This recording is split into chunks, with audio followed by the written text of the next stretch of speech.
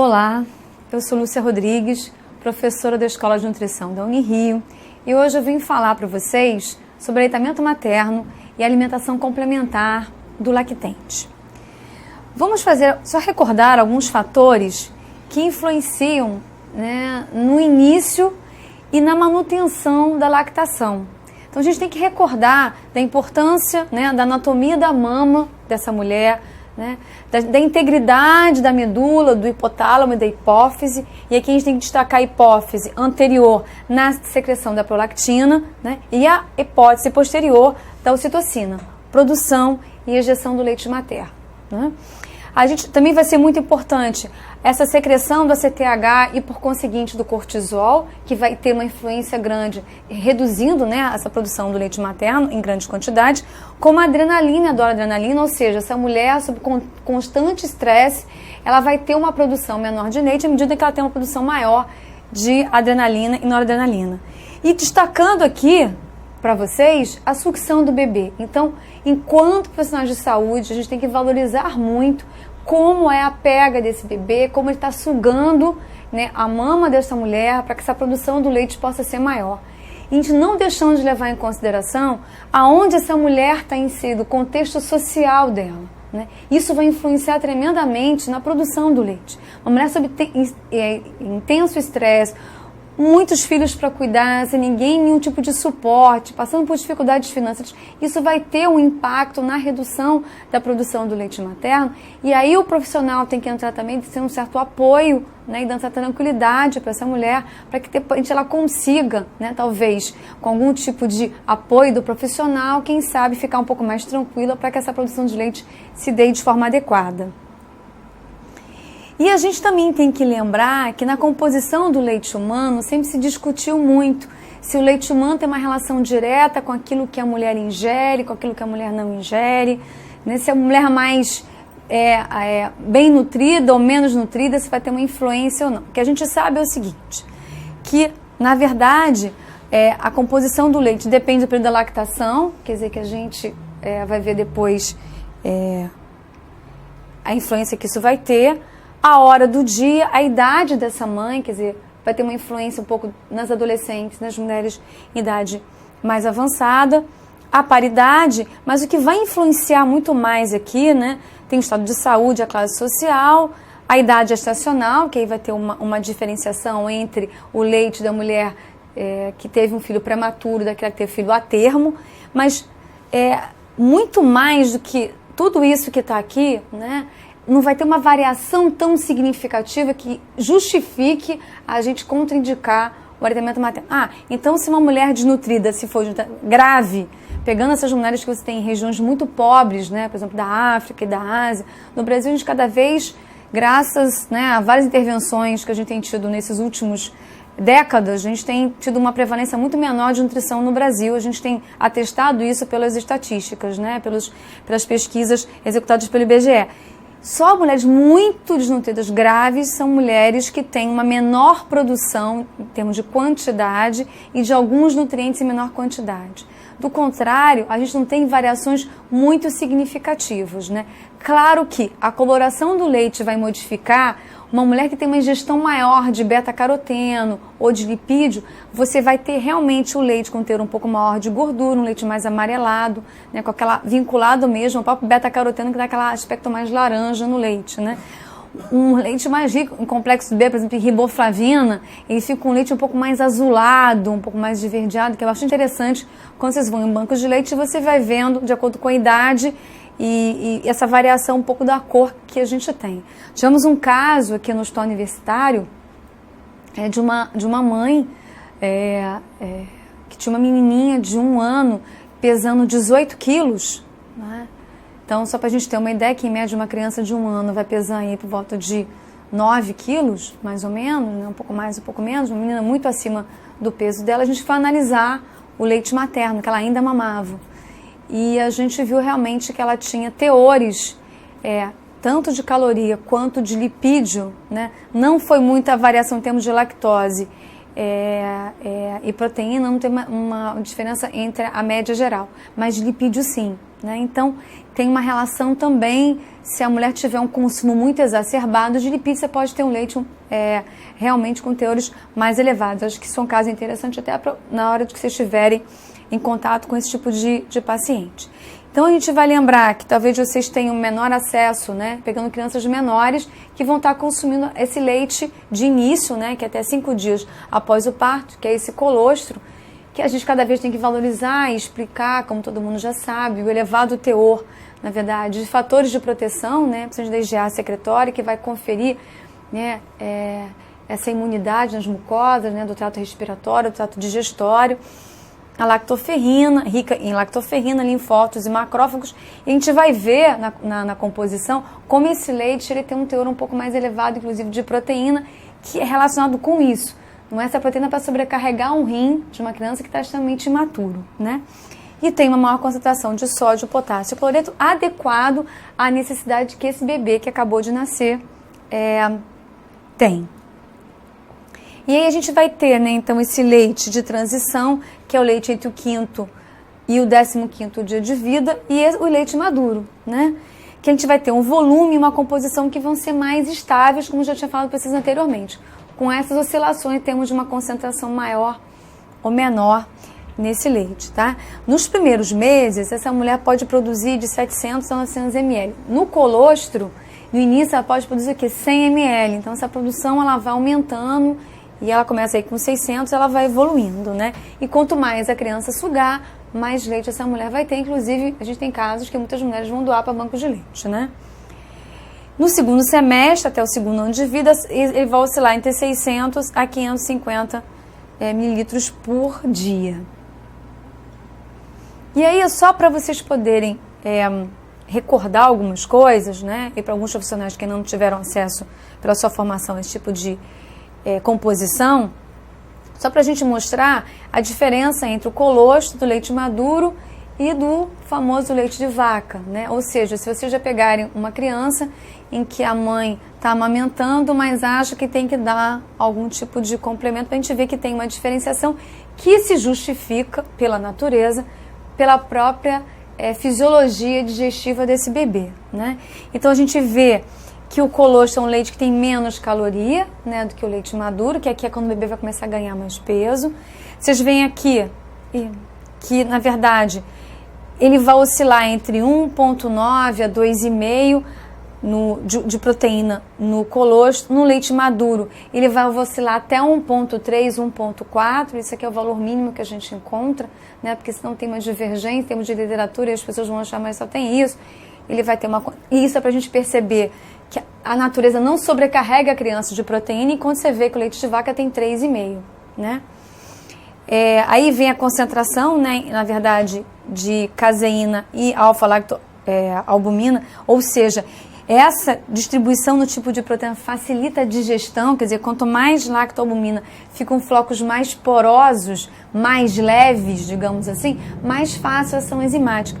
Diferente do leite de vaca, que tem um teor maior de caseína, que fazem flocos mais densos, que dificulta a ação da enzima. Por isso que o bebê, quando vai tomar o leite, ele vai demorar muito mais tempo para sentir fome, né? Porque ele vai, digamos assim, ele vai ficar pleno, né? Aquela plenitude pós-prandial, que ele vai demorar, vai dormir um sono profundo, e a mãe muitas vezes vai relatar isso. Então é importante que vocês conheçam a composição também, para que vocês tenham informação suficiente para chegar para essa mãe e falar, né? Para convencê-la, porque a gente convence melhor quando a pessoa entende aquilo que você está falando, não só que você passa a informação, mas não instrumentaliza a mãe para poder entender, né? O teor de gordura, que a gente vê que ele aumenta bastante do colostro para o leite maduro, mas o leite de vaca vai ter uma oscilação de acordo com o que a indústria fizer, né? Que hoje ninguém pega o leite tirado da vaca, você vai encontrar por volta de 3,8, né? O de mercado vai variar em torno de 3, mais ou menos. E a questão da lactose, que a gente vê que, na verdade, você tem uma concentração até maior no leite maduro do que você tem no próprio leite de vaca, né? Que é o carboidrato do leite humano. Uma concentração maior, com o objetivo, obviamente, de dar esse reforço calórico para a criança, aquilo que ela consegue metabolizar. Então, essa composição está de acordo com a fisiologia digestiva dela, o que o leite de vaca Não tá.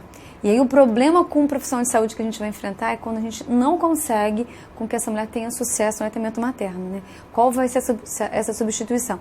É uma grande discussão que foi feita até pelo Ministério da Saúde, em que eu pude participar no ano passado com esse tipo de criança, né? E a gente vai ver aqui também essa diferenciação em termos das próprias vitaminas e minerais, né? Então, que a gente vai estar vendo a quantidade de vitamina A, que é muito superior que no leite de vaca, e como ela é grande aqui no colostro, né? A questão da vitamina C, que não tem uma oscilação significativa, eu quero ressaltar para vocês que se essa mãe ingere mais, a gente vai naturalmente ter uma concentração um pouco superior de vitamina C nesse leite, como às vezes alguns profissionais, e eu já pude presenciar isso, orientando a nutriz a não ter consumo de frutas cítricas, como se tivesse algum tipo de consequência ou não para o bebê, negativa, digamos assim, né?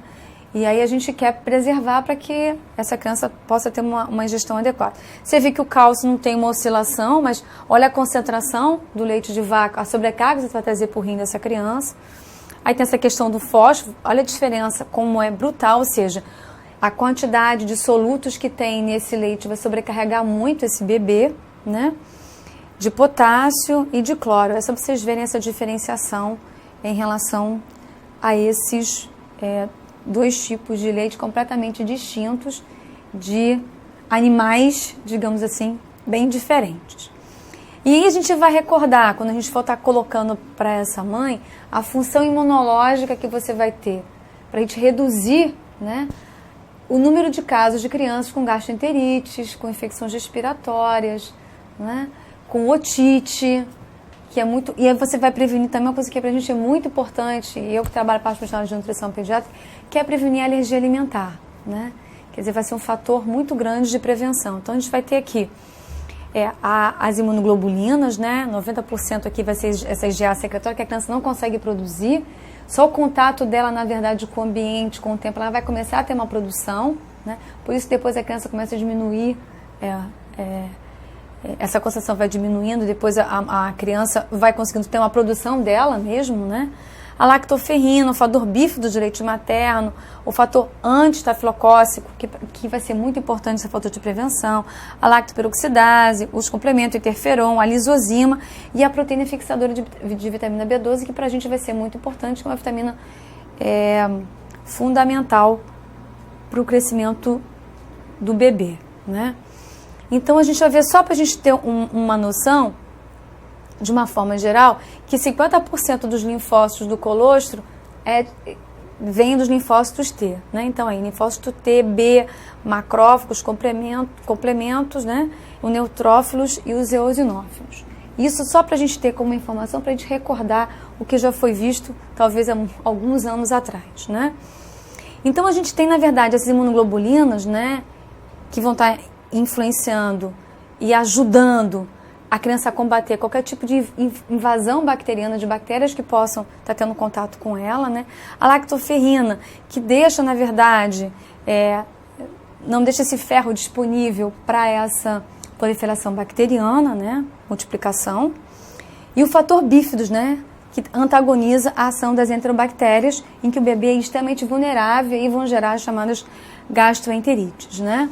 A lactoperoxidase, que vai matar os streptococcus bactérias entéricas, o interferon, que a gente sabe que inibe a duplicação viral intracelular, a lisozima, né, que na verdade lisa essas bactérias na parede celular, e o complemento que vai favorecer a fagocitose desses agentes externos que a criança vai ter contato, né? Então, isso a gente sabe, a gente pode passar para a mãe, né, um tipo de informação para que ela saiba dessas qualidades todas, e a gente tem que ver, assim, no contato com essa família, né, e se você tiver contato com uma mãe que ainda está gestante, quando a gente inicia o aleitamento materno, e isso já é uma discussão de muitos e muitos anos e já é completamente bem estabelecido que assim que puder, se possível na sala de parto, a criança já comece a ser amamentada, a não ser que tenha algum tipo de contraindicação que a gente vai ver, principalmente no caso de mães portadoras do vírus HIV, que ela não pode amamentar, né? E é importante o alimento conjunto para poder... E aí, enquanto profissional de saúde, o que vocês têm que olhar? a posição que a criança está mamando. Que uma coisa que a gente vê muito no serviço de saúde, que ninguém põe a criança para mamar na sua frente. Você pergunta se mama bem, se não mama bem, com que intervalo ela mama, mas você não vê como é a posição que a criança vai estar mamando, né? Então, sempre olhando, como vocês têm naquela cartilha que a mãe recebe, tem todas as informações ali e tem desenhos, mas é importante que vocês verifiquem isso olhando para a mãe e para o bebê, né? Do corpo encostado, né? A criança toda encostada no corpo da mãe, né? O rosto do bebê perto da mama, o lábio inferior virado mesmo. Isso é uma coisa que a gente tem que prestar muita atenção, porque às vezes acontece a criança não fazer uma sucção adequada, porque o lábio inferior, você tem uma entrada e a criança não consegue fazer a sucção adequada. Então, sempre olhar se o lábio está para fora e está conseguindo abocanhar toda a parte da auréola da mama da mãe, né? Muito importante essa questão, muitas vezes, no início da lactação, dessa massagem, de vocês pegarem, muitas vezes, as mamas que podem estar, a mama que pode estar engurgitada, e essa mãe que está com dificuldade. Sempre fazendo em movimentos circulatórios, para você poder fazer com que os alvéolos comecem a esvaziar, né? Então, você fazer um pouco de compressa, que tem que ser por pouco tempo, você não pode deixar uma compressa de gelo em cima da mama da mãe, porque depois essa mama vai engurgitar mais, vai ter vasoconstricção, ela vai sentir mais dor, para fazer esse relaxamento e você conseguir, quando tiver com muita dor, você conseguir fazer a massagem, que senão a mãe não vai deixar nem você tocar na mama dela.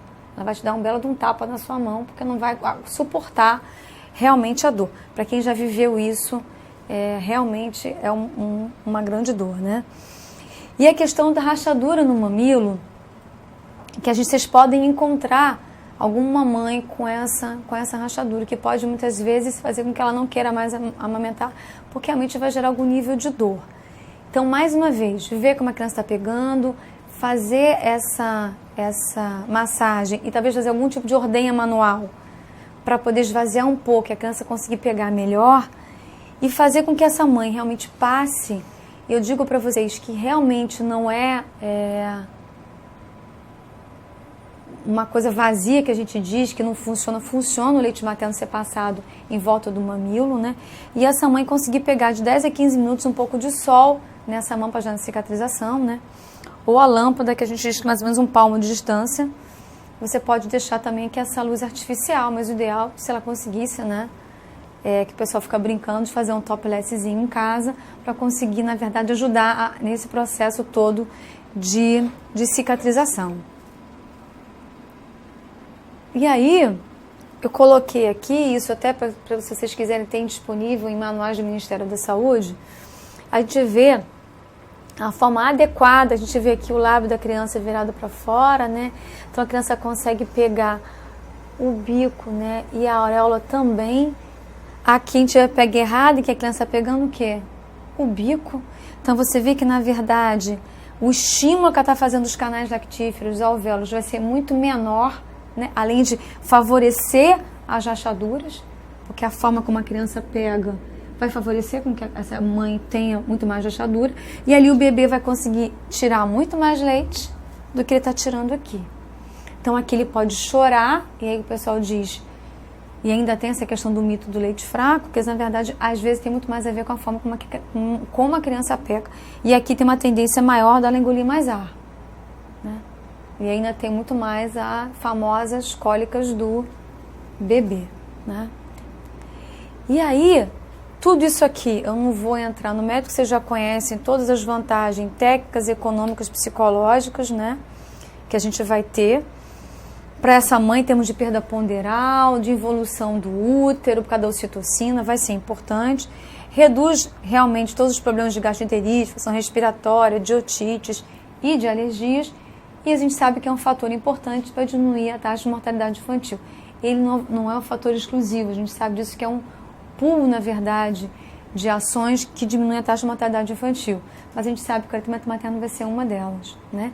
E, obviamente, o acesso a serviços de saúde. Por isso que se valoriza tanto a atenção básica de saúde, porque ela vai trazer prevenção de diversos tipos de agravos que essa criança pode ter. Vocês desmistificarem a questão da estética da mama, que eu acho que Hoje, muito mais do que já foi há anos atrás, ela está muito mais valorizada, né? Essa questão da mama, não só de redução da mama, de colocação disso, daquilo, porque tem que botar, porque se ela amamentar, ela vai cair, mas se ela amamenta, ela vai ter que depois fazer algum tipo de procedimento. E dependendo da forma como for conduzido, isso não vai ter uma influência importante na questão da estética da mama, a mulher usando o sutiã de sustentação, né? A questão do leite fraco tem muito mais a ver com a forma como a criança mama, do estado emocional dessa mãe. E vocês têm que lembrar uma coisa, o par de mamas é dela, o desejo tem que ser dela, o desejo não pode ser nosso. A gente não pode obrigar nem condenar a mãe se ela resolveu que ela não quer mais amamentar porque o corpo é dela, né? Enquanto profissional estimular, convencer, ter informação para conseguir seduzir essa mulher a amamentar. Se assim ela não quiser, cabe a você como profissional orientar e encaminhar ao serviço de saúde para que ela possa ter informação adequada e alimentar o bebê de forma correta, para distúrbios nutricionais não venham ocorrer no futuro por uma introdução inadequada, né? E essa cor do leite não sustenta e o bebê muitas vezes chora de fome. O bebê pode chorar de cólica, o bebê pode chorar por refluxo, né? O bebê pode chorar porque está com frio e o bebê pode chorar porque ele está pegando errado, como eu disse anteriormente, ele não consegue, na verdade, tirar a quantidade de leite que ele necessita nesse momento. Tanto o aleitamento materno ele é possível, como a gente... existem várias técnicas que diversos serviços de saúde já conseguiram fazer fora aqui do estado do Rio de Janeiro também, principalmente, que é a questão da relactação, quando a criança deixou de mamar com um mês e a gente com um mês e meio, 2 meses de volta a tentar relactar, como tem essa questão da lactação adotiva, né? Eu conheço casos, eu já conheci um caso de uma senhora que ela conseguiu, adotou um bebê, fez todo um trabalho e conseguiu amamentar a criança durante 4 meses. Depois ela não conseguiu mais, mas pelo menos esse iniciozinho, e ela não gerou, né, a criança, o que é um trabalho para quem faz isso realmente é bastante bonito. Só para a gente perceber que um apoio psicológico, um apoio familiar, um apoio social, ele vai ser fundamental para o sucesso do aleitamento materno, né? E aí, o que a gente tem que lembrar, né?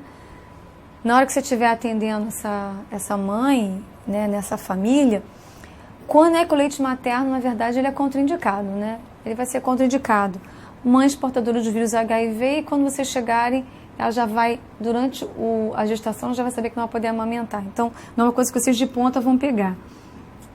E alguns tipos de drogas, e vocês têm esse elenco muito bem estabelecido, né, até no próprio Ministério da Saúde, dos medicamentos que contraindicam. A maioria não contraindica, né? A gente tem alguns compostos radioativos, né, a ciclosporina, imunossupressores, androgênios, que vão, obviamente, interferir e vão ter uma quantidade passando pelo leite materno, que vai fazer com que a criança não possa amamentar. Mas hoje, que os profissionais de saúde, que os médicos estão fazendo, é tentar sempre trocar a droga para aquilo que não vai interferir no aleitamento materno, né?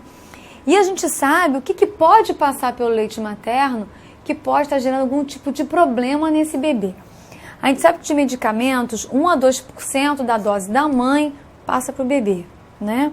Vírus, vão ser transmitidos, cafeína, álcool, vários tipos de alergenos alimentares, né? No caso da própria mãe ser alérgica também, pesticidas, que eu acho que é uma coisa que é muito importante, né, para a gente estar trabalhando, porque passa. A gente teve um caso agora, deve ter mais ou menos uns 2 anos, na região central do Brasil, que mulheres que eram expostas a processo de agrotóxicos colocados via aérea, né, aspergindo uma região inteira. A gente foi fazer uma análise, o pessoal da Fiocruz estava trabalhando com isso, do leite materno, dessas mulheres que residiam nessa localidade que tinha, e o teor, na verdade, que se tinha de agrotóxico era bastante elevada no leite dessas mulheres. Vocês veem como realmente ele passa, né, porque tem uma absorção também pela pele, né, essas mulheres estão expostas naquele ambiente, e o leite materno tinha uma concentração alta, esse bebê vai mamar, ou seja, a gente também está olhando onde essa família está, essa mulher está inserida, né? A nicotina, então a gente está abordando essas mulheres que podem ainda estar, né, fumam durante a gestação, que diminui a prolactina. Então a gente lembrando que a prolactina é o hormônio responsável pela produção do leite, né? Então, você vai ter realmente uma redução da produção de leite em mulheres que fumam muito, né? E 6 ou mais cigarros por dia, alguns estudos já mostraram que isso pode gerar um pouco mais de apatia, vômitos e retenção, na verdade, fecal e urinária no bebê, né?